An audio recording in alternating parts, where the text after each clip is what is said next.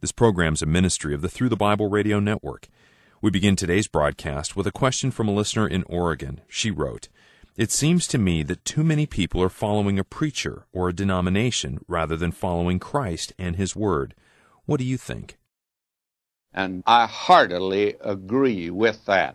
Very frankly, my feeling today is there is not enough teaching of the Word of God in the churches, and that apparently a great many men today who have graduated from the average seminary are not really competent to teach the Word of God.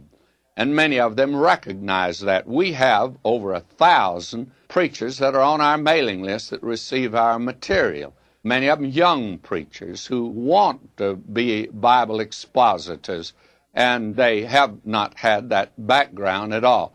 Now, there's several schools across this country today that are attempting to fill in this vacuum, and I thank God for them, and I hope they're going to be able to do it.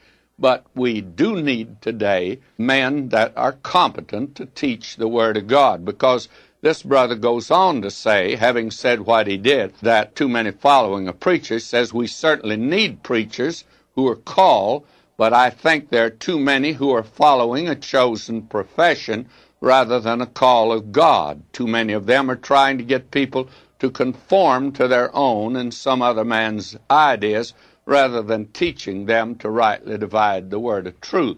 Well, may I say that I believe that the average preacher who is sincere, though he may be sincerely wrong, he has a perfect right and he's justified in preaching and teaching what he believes the Word of God says. And after all, that's all that I'm doing, is I attempt to teach the Word of God as I believe the Spirit of God leads and guides. And that is all that I can do and all that any man can do. And I, from time to time, urge people not to be a follower of me. Just listen to a letter where a lady was in a checkout counter, and she had just the exact amount of money to pay for the groceries, and she said, "My, that must be of the Lord." She said, "It's wonderful to know Christ." And the checker agreed with her, and a couple back of them said, "Well, we believe in Jesus also." And about 7 people there, and another man walked up, and he says, "Well, all of you must be listeners to Dr. McGee's program." And they all agreed that's what they did. Well, I thank God for that. But I personally would urge anyone to check anything I have to say by the Word of God and to make sure that the Spirit of God is leading you in that direction.